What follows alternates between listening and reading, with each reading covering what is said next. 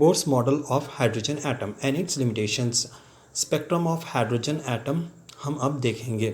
What does the line spectrum tells us about the structure of an atom? Line spectrum से हमें structure of atom के बारे में क्या मालूम होता है.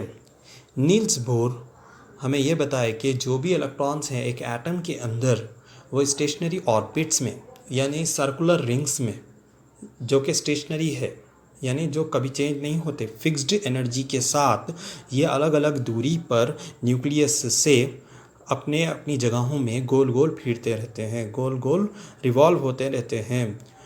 जब कभी एक इलेक्ट्रॉन जंप करता है लोवेस्ट एनर्जी स्टेट यानी ग्राउंड स्टेट से हायर एनर्जी स्टेट यानी एक्साइटेड स्टेट पे, तो या तो वो एनर्जी एब्जॉर्ब करता है या वो एनर्जी एमिट करता है.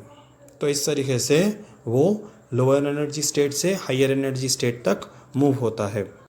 इलेक्ट्रॉन्स के जो एनर्जीज रहेंगे एटम के अंदर वो कुछ फिक्स्ड रहेंगी एनर्जी यानी कुछ सर्टेन वैल्यूज़ रहेंगे उसके, जैसा कि E1, E2, E3 up to so on. और ये जो एनर्जी है इसको हम बोलेंगे फिक्स्ड रहने की वजह से इसको हम बोलेंगे क्वांटाइज्ड. और ये एनर्जी के वजह से उन लोगों के कुछ स्टेट्स रहेंगे वो भी फिक्स्ड एनर्जी की वजह से फिक्स्ड स्टेट्स. तो इसीलिए हम उसको बोलेंगे स्टेशनरी स्टेट्स. स्टेशनरी मीन्स जो चेंज नहीं होता.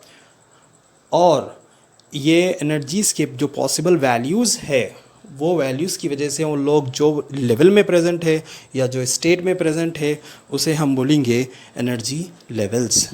जो सबसे कम एनर्जी वाला स्टेट है इलेक्ट्रॉन का उसे हम बोलेंगे ग्राउंड स्टेट. जब कभी इलेक्ट्रॉन एनर्जी हासिल करेगा या गेन करेगा तो वो लोअर एनर्जी स्टेट से हायर एनर्जी लेवल को मूव हो जाएगा और हायर एनर्जी लेवल को हम बोलेंगे excited state. Did Bohr's model account for the splitting of line spectra of a hydrogen atom into finer lines? क्या बोर्स मॉडल ने लाइन स्पेक्ट्रा जो लाइन स्पेक्ट्रा है उसको अगर हम जूम करके देखेंगे या उसके अंदर हम जब ऑब्ज़र्व करेंगे तो कुछ हमें फाइनर लाइंस यानी बारीक लाइन दिखेंगे. तो क्या उस बारीक लाइंस के बारे में एक्सप्लेन किया था? जी नहीं, बोर्स मॉडल ने फाइनर लाइंस के बारे में एक्सप्लेन नहीं किया था. Bohr Sommerfeld model of an atom. Line spectra का स्प्लिट होकर फाइन स्पेक्ट्रा बन जाना, जैसा कि लाइन स्पेक्ट्रा के अंदर जो लाइंस रहते हैं वो बारीक बारीक लाइंस में बढ़ जाते, तो वो एक्सप्लेन करने के लिए समरफील्ड ने बोर्स मॉडल में एलिप्टिकल ऑर्बिट्स ऐड किए. फर्स्ट सर्कुलर ऑर्बिट को रखते हुए उन्होंने एलिप्टिकल ऑर्बिट्स ऐड किए.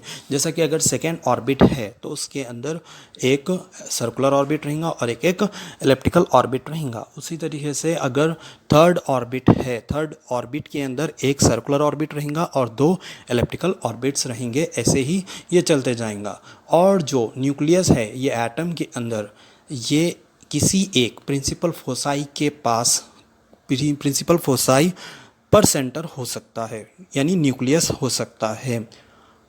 तो उन्हें ये मालूम हुआ कि जो भी पीरियोडिक मोशंस हो रहे हैं यानी जो मूवमेंट हो रहे हैं किसी सेंट्रल फोर्स की वजह से हो रहे हैं ये एलिप्टिकल ऑर्बिट्स के, और उसी सेंट्रल फोर्स पर न्यूक्लियस लाई हो रहा है जो कि किसी न किसी फोसाई यानी वो न्यूक्लियस कोई ना कोई एक फोसाई रहेगा.